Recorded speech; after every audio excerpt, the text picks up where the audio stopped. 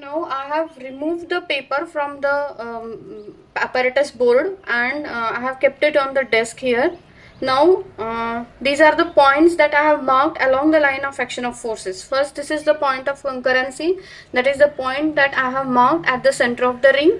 Then this is point on the force a line of action of force F1, F2, F3, F4 and F5. Now if you recollect that this force F5 was directly suspended from the ring on the string. Okay, so this was vertically downwards. So I am going to consider this as my y-axis, and I am going to join these 2 points to get my y-axis. This is my y-axis.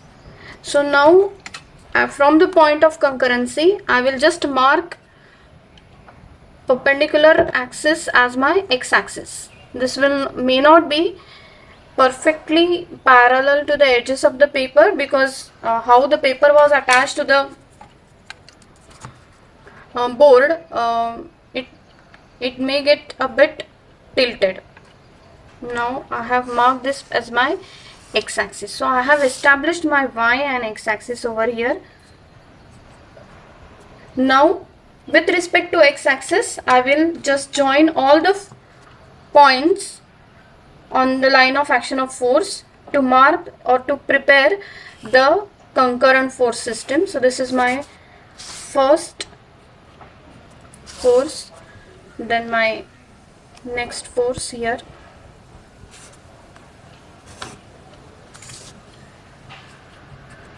after that I have this next force,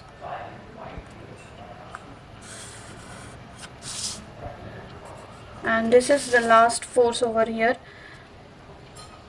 Now if you can see at the corner I have noted down the values of forces F1, F2, F3, F4. I'm just going to write the forces. F1 is equals to 100 gram, F2 is equals to 150 gram, F3 is equals to again 150 gram, F4 is equals to 50 gram, and the last F5 is equals to again 100 gram.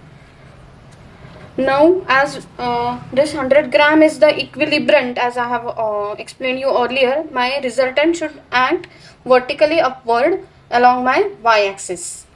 Okay, so I need to find the resultant of these 4 forces F1, F2, F3 and F4. We know the magnitudes of the forces, and we are going to measure the angle of these forces with respect to x-axis.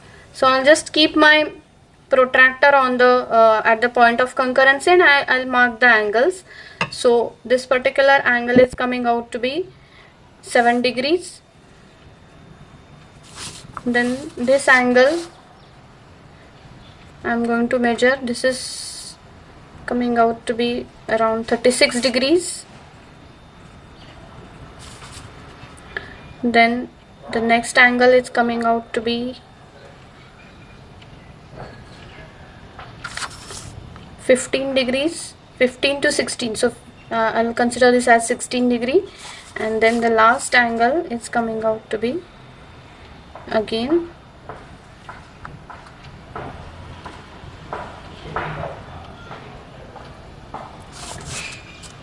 just a minute. This is 12 degrees.